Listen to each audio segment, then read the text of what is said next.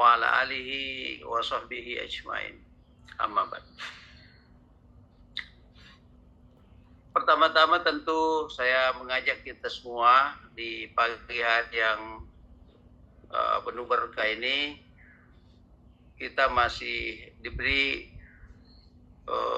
nikmat kesehatan, nikmat kesempatan ya, dan lebih penting lagi adalah nikmat iman untuk sama-sama hadir dan mengikuti kajian Mapara ya. Mapara adalah matahari pagi Ramadan itu. Ya. Saya awalnya pikir KSJ itu sudah berubah ya, spesifik Jumat malam.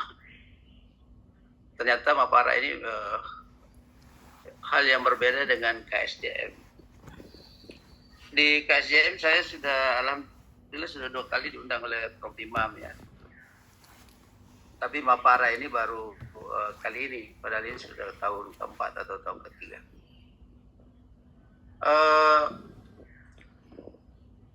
Judul paparan saya hari ini atau sebagai sharing ya adalah korelasi ibadah puasa dengan kepatuhan hukum ya. Kalau kita bicara tentang bulan Ramadan itu ya, maka kajian yang banyak dibahas itu adalah selain puasa tentu juga adalah amalan-amalan Ramadan kita ya. Mulai dari salat malam, tarawih ya, tadarus Al-Quran, dan tentu zakat fitrah nanti terakhir. Kemudian selawat dan taslim pada junjungan Nabiullah Muhammad SAW, Nabi yang telah mengajarkan kita untuk selalu hati-hati dan teliti dan patuh pada hukum. Ya. Hari ini kenapa saya memilih ya kepatuhan hukum ya? Karena di Indonesia banyak orang patuh pada hukum tetapi tidak sadar hukum. Banyak orang patuh pada hukum karena ada maunya itu. Kemudian takut sama atasan atau takut sama penegak hukum. Makanya di dalam hukum itu, kalau kita bicara tentang law enforcement, penegakan hukum, di samping penegakan hukum ada juga namanya penerapan hukum. Seperti Prof. Imam tadi katakan bahwa di dalam rumah juga ada hukum, tapi penegakannya itu berdasarkan penerapan hukum, bukan ditegakkan oleh penegak hukum. Jadi penegakan hukum itu tidak mesti ditegakkan oleh penegak hukum. Penegakan hukum itu bisa juga diterapkan sendiri berdasarkan kesadaran hukum. Itulah yang disebut dengan kepatuhan hukum. Contoh misalnya, kita tidak sembarang membuang sampah meskipun tidak ada yang melihat itu. Kita selalu mampu menolong orang lain meskipun tidak ada yang lihat.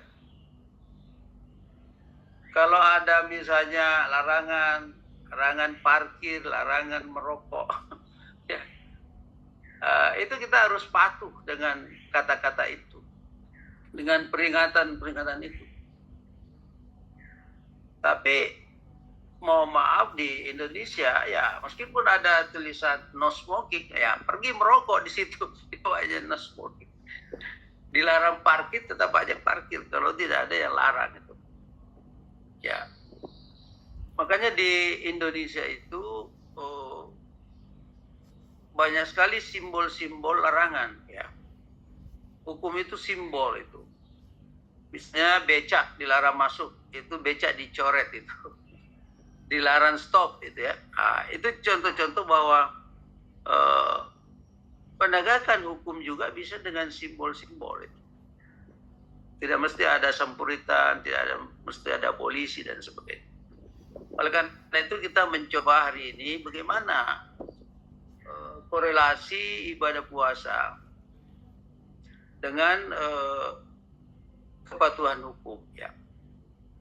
Kita semua tahu bahwa dasar hukum ibadah puasa itu adalah dalam Al-Quran, ya, surat Al-Baqarah 183, ya.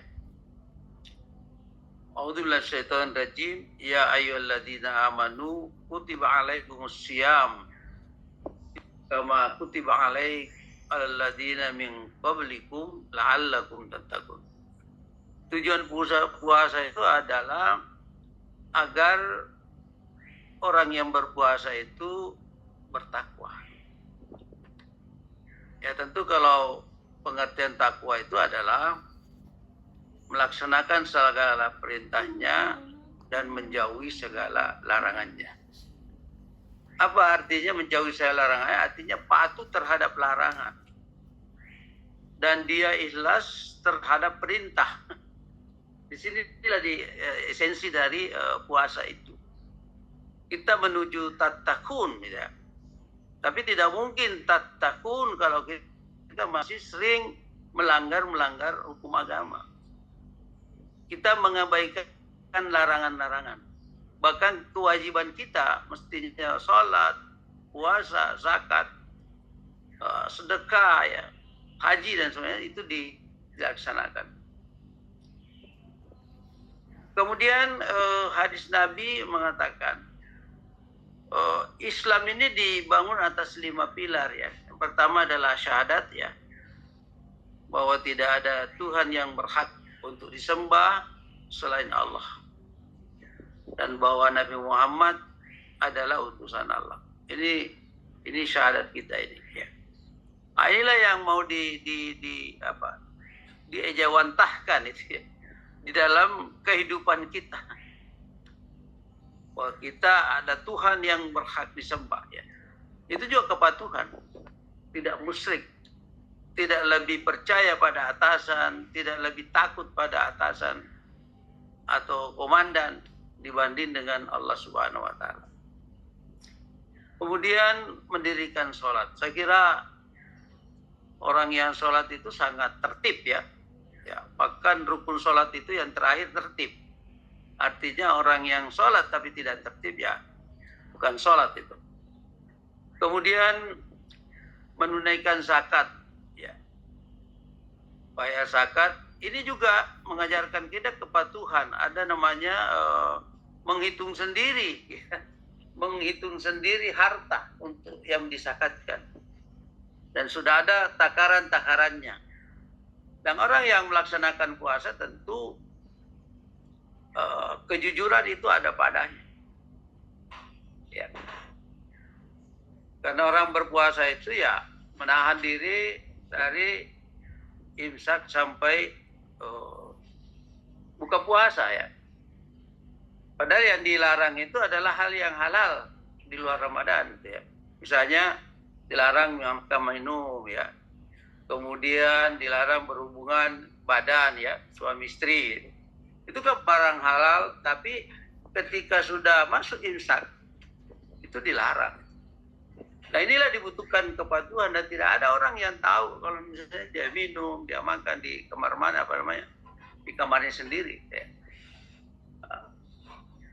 Dan ini nanti kita melihat bahwa apakah kita ini berpuasa selama 1 bulan dan melaksanakan segala amalan Ramadan, itu kita bisa mewujudkan dalam kehidupan keseharian kita di luar Ramadan untuk patuh sama dengan patuhnya ketika kita puasa terhadap aturan-aturan dan larangan-larangan yang disebutkan di dalam puasa itu. Kemudian ini urgensi ibadah puasa pertama, meningkatkan ketakwaan kepada Allah Subhanahu wa taala. Menahan diri dari makan minum itu, ya.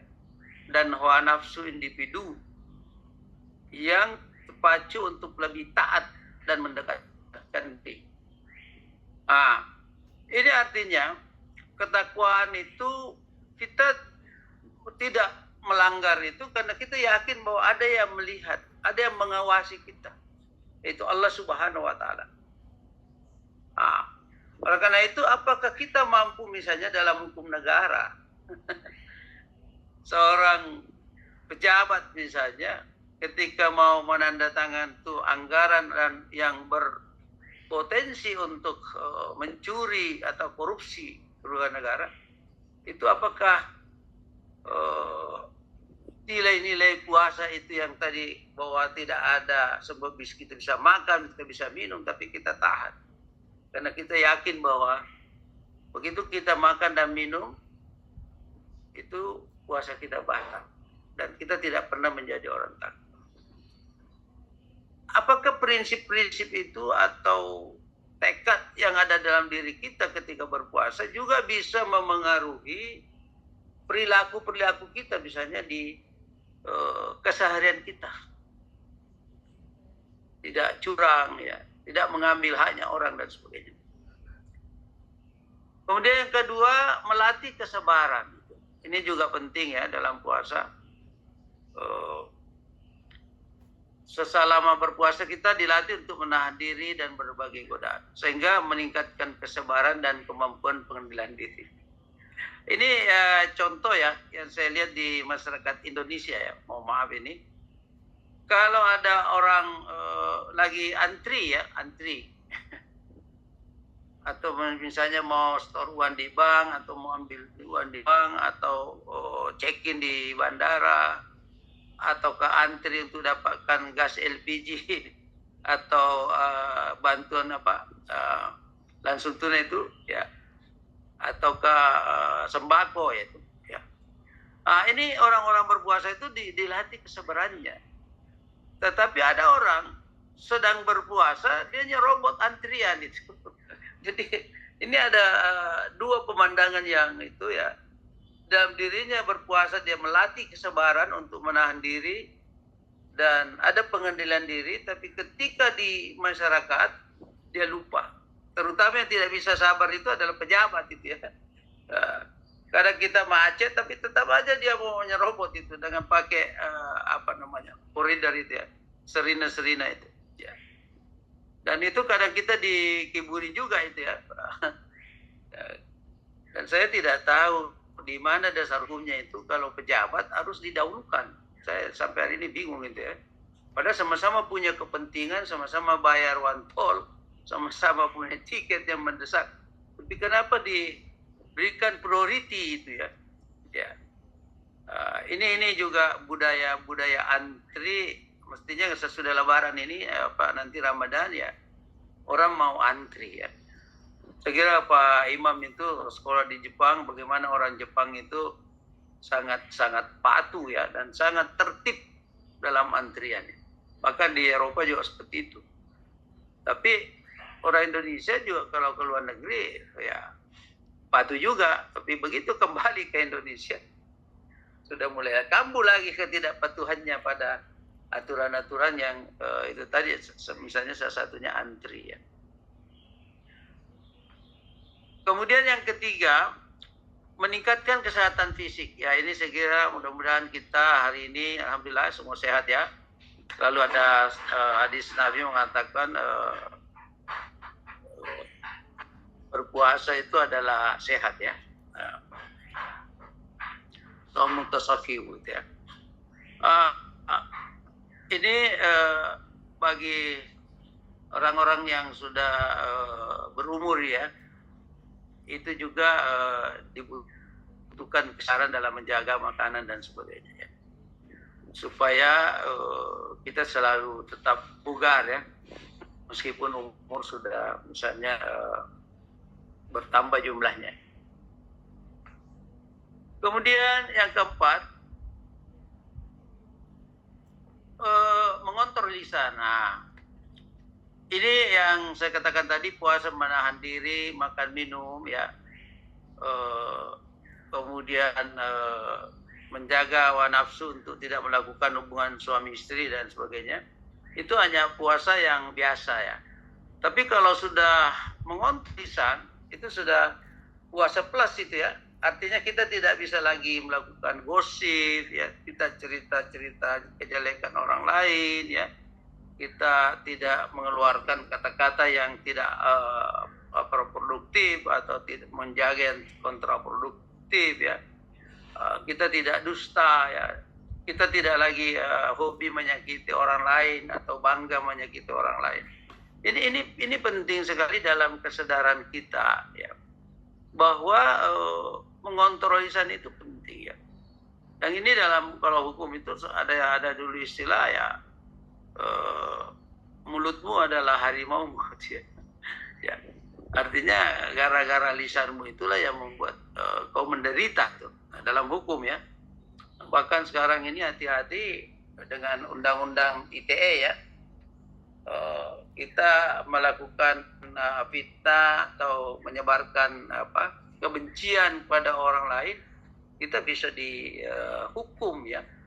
Kalau dulu nggak ada itu karena tidak ada medianya, ya. Tapi sekarang ini, ya, mohon maaf, terutama di WA group, hati-hati, ya. Nah, kalau kita menghujat orang atau ada kebencian pada orang atau cerita kejelekannya orang, kita bisa dilaporkan polisi dan diproses sebagai penghinaan. Pasal-pasal penghinaan di dalam undang-undang ITE. Nah, jadi ini saya mau ingatkan ibu-ibu, ya, bapak-bapak yang punya WA group, tolonglah menjaga, ya, menjaga dan sangat hati-hati untuk tidak mengeluarkan kata-kata yang bisa berpotensi orang tersinggung, ya, menyakiti orang lain. Dan orang Indonesia hari ini gampang sekali tersinggung, ya. Ya. Apalagi kalau sudah mulai ada kepentingan yang berbeda. Kecuali dalam pilkada biasanya itu, ya, sering yang tadinya susah senyum, ya, menjadi mudah senyum karena mau dipilih dan sebagainya. Jadi ada perubahan terhadap karena adanya kepentingan.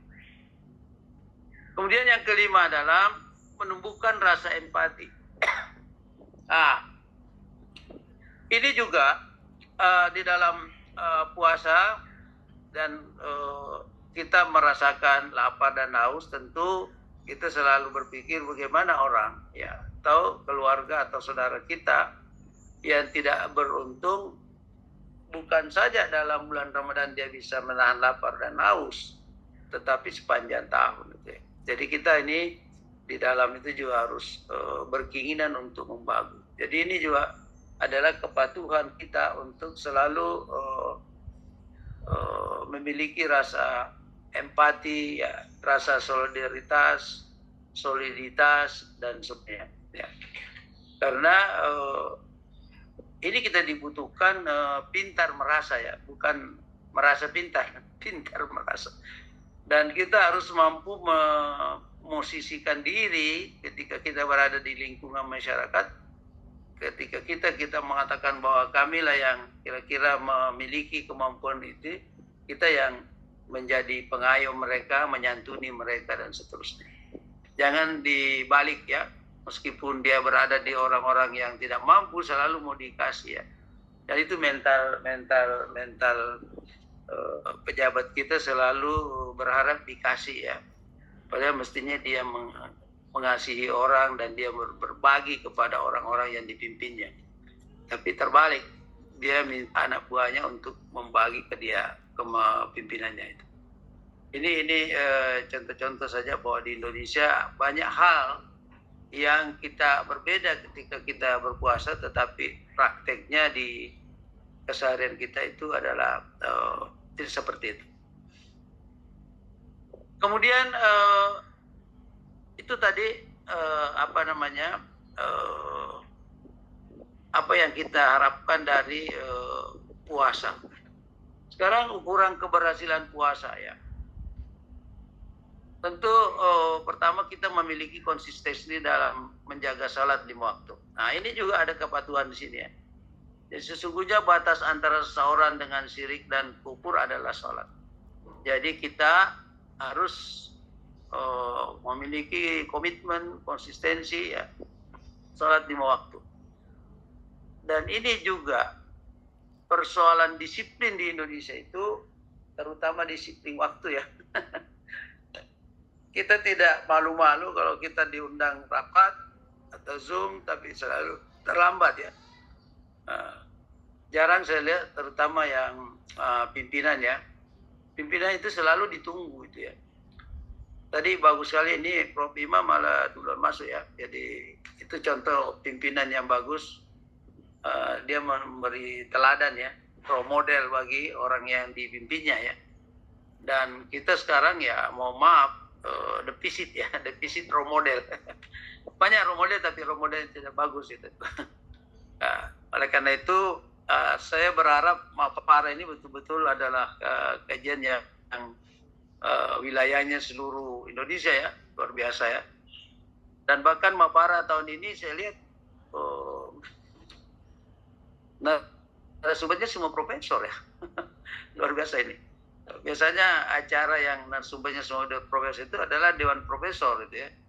Tapi baru kali ini ya ada acara di luar Dewan Profesor, narasumbernya semua profesor. Selamat buat Prof. Imam ini. Berarti Mapara rasa Dewan Profesor itu. Iya. Karena narasumbernya semua profesor, saya lihat profesor semua ya. Dan profesor ini dari berbagai bidang, dari berbagai universitas, dari berbagai organisasi profesor, ada dari API, ada dari MB apa namanya, Majelis DGBI, ada DGB ya. NBH. Ya. Kalau saya sama Prof. Imam masuk di tiga-tiga ini, jadi luar biasa ya. Mudah-mudahan ini ke depan Mapara ini semakin ini, bukan saja di Ruwa, mungkin bukan saja Mapara ya, bukan matahari pertama Ramadan saja ya. Yang kedua, meningkatnya rasa takut kepada Allah Subhanahu wa taala. Inilah yang paling esensial sebenarnya dalam puasa itu, bahwa kita ini harus ada rasa takut. Selalu orang mengatakan orang takwa itu takut pada Allah ya. Oleh karena itu kalau kita takut pada Allah, berarti kita juga akan patuh terhadap hukum negara, hukum agama, bahkan hukum masyarakat.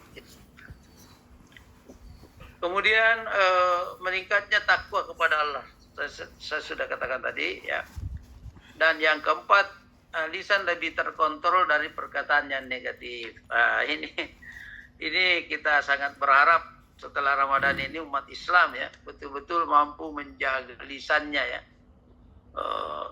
supaya ada ketentraman ya, itu tujuan hukum, bahwa ada ketertiban, ada kenyamanan di dalam bermasyarakat, berbangsa dan bernegara. Kenapa kita sekarang ini mudah di ombang-ambing di kotak-kotak kan tuh? Karena orang sekarang mau bicara, mau ngomong itu tidak ada rasa tidak lagi kontrol ya. Kalau zaman saya kecil, mungkin Prof. Iman juga ya, kita itu takut sekali berkata-kata kotor kalau ada orang tua ya. Dulu di kampung ya, sangat takut itu. Tapi sekarang anak-anak, waduh, malah berani sama orang-orang tua untuk. Dan ada memang degradasi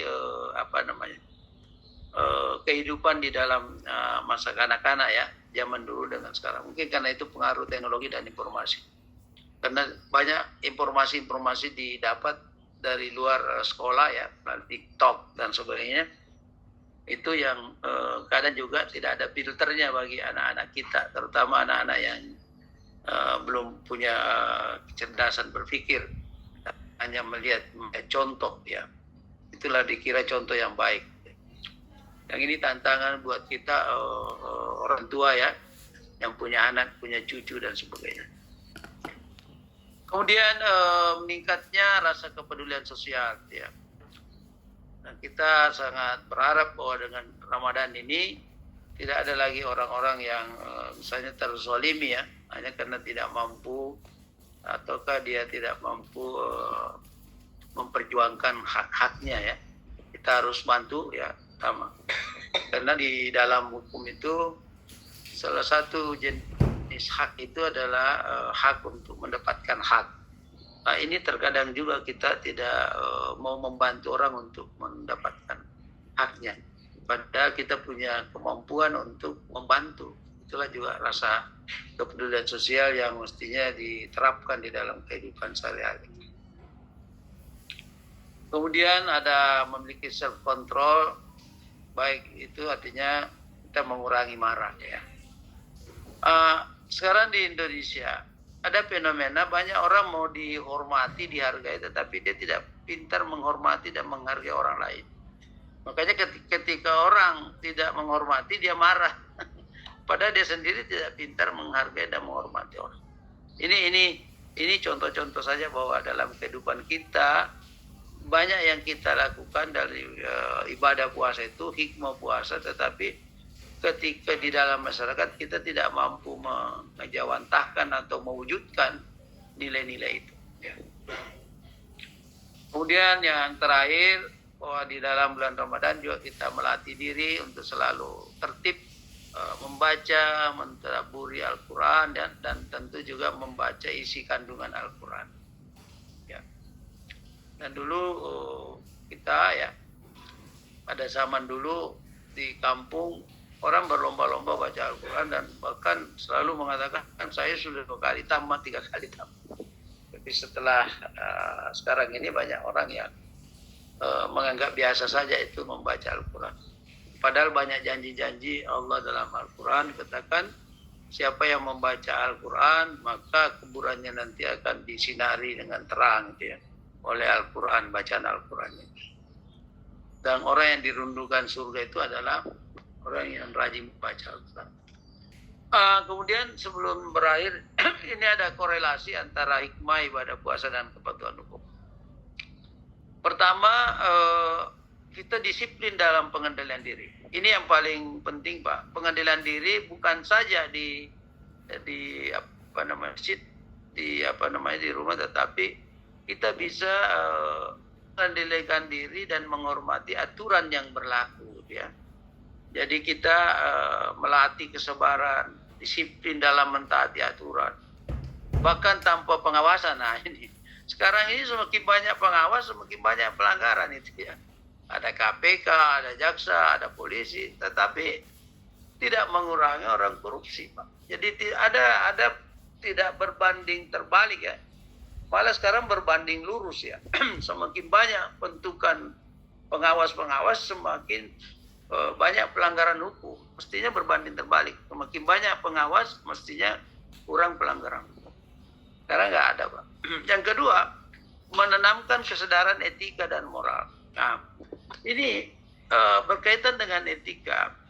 Terkadang kita punya kesadaran etika dan moral, tetapi kita tidak punya keberanian moral itu ya. Jadi kalau kita bicara tentang hukum, ada pertama itu ada jujur ya. Jujur itu artinya tidak dusta ya. Kemudian terus terang ya. Terang terus ya. Dan ini mempengaruhi sifat-sifat yang lain. Misalnya kita harus adil, kita harus otentik ya. Keaslian ya. Ini juga banyak merusak kita di masyarakat Indonesia karena dia bertindak bukan aslinya ya.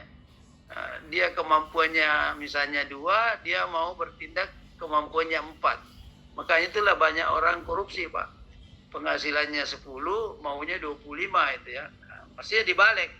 Penghasilannya 25, kemauannya 10, itu baru normal. Tapi sekarang terbalik. Jadi dia baru eselon 2, eselon 1, eselon 3 atau eselon 4, dia sudah mau seperti eselon 1. Nah ini menanamkan kesadaran etika dan moral. Etika ini ya tentu yang berkaitan dengan kebiasaan kita di masyarakat. Jadi kesadaran moral ini mendukung kepatuhan terhadap hukum yang bertujuan untuk menjaga ketertiban sosial. Kemudian yang ketiga, mengontrol hawa nafsu dan menghindari pelanggaran hukum. Banyak pelanggaran hukum terjadi akibat ketidakmampuan seseorang mengendalikan hawa nafsu. Mungkin Bapak sering dipertontonkan ada suami nembak istrinya ya, ada istri bakar suaminya, bahkan ada ibu yang menganiaya anaknya dan itu karena hawa nafsunya ya. hanya persoalan kecil dari WA dari suaminya, ada Facebook dan sebagainya, itu dia tidak bisa kendalikan, akhirnya berakhir pada tindak pidana yaitu pembunuhan dan sebagainya. Ini contoh-contoh saja bahwa kalau kita setelah puasa ini mampu mengontrol hawa nafsu, tentu kita berharap semakin kurang pelanggaran hukum.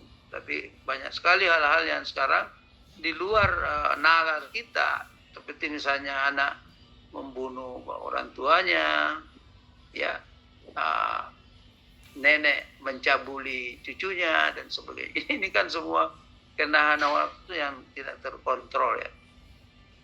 Kemudian membentuk karakter yang bertanggung jawab. Orang yang berpuasa dengan baik akan memahami bahwa setiap tindakan memiliki konsekuensi, yaitu kesadaran ini mendorong seseorang untuk lebih bertanggung jawab pada perbuatannya. Jadi jangan itu apa namanya, istilahnya orang lempar batu sembunyi tangan, ya, atau hit and run, ya lah, pukul baru dia bertanggung jawab. Sekarang apapun tindakan kita, ngomong, bertindak, tingkah laku, harus kita mampu pertanggungjawabkan di depan hukum. Inilah harapan besar setelah ibadah puasa terkait keputusan hukum. Ini yang terakhir. Pertama, terbentuknya masyarakat yang lebih disiplin. Karena kita sudah dilatih selama 1 bulan untuk puasa melatih kita untuk disiplin.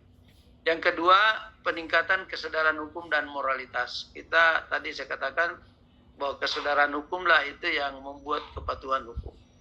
Dan kesadaran hukum ini juga dipengaruhi oleh misalnya tingkat pengetahuan, ya mungkin tingkat penghasilan dan sebagainya. Kemudian yang ketiga, minimnya tingkat pelanggaran dan kejahatan. Dan saya tidak tahu apakah ada yang meneliti ini. Setelah puasa misalnya semakin berkurangkah tingkat pelanggaran itu. Kalau ada bisa meneliti itu lebih bagus, ya. Misalnya terutama yang jauh-jauh pelanggaran lalu lintas saja dulu. Terciptanya rasa empati dan keadilan sosial. Dan semakin kita ini sadar bahwa kita di sekeliling kita ada orang yang tidak mampu dan tidak mendapatkan keadilan sosial sesuai dengan sila kelima Pancasila, maka orang-orang yang telah berpuasa ada kesadaran untuk ada rasa empati dan menciptakan keadilan sosial yang mengurangi gap, ya, kesenjangan antara orang yang the have dan the have not itu, ya. Saya kira itulah yang saya bisa sampaikan, lebih dan kurangnya mohon dimaafkan. Wabillahi taufiq wal hidayah. Assalamualaikum warahmatullahi wabarakatuh.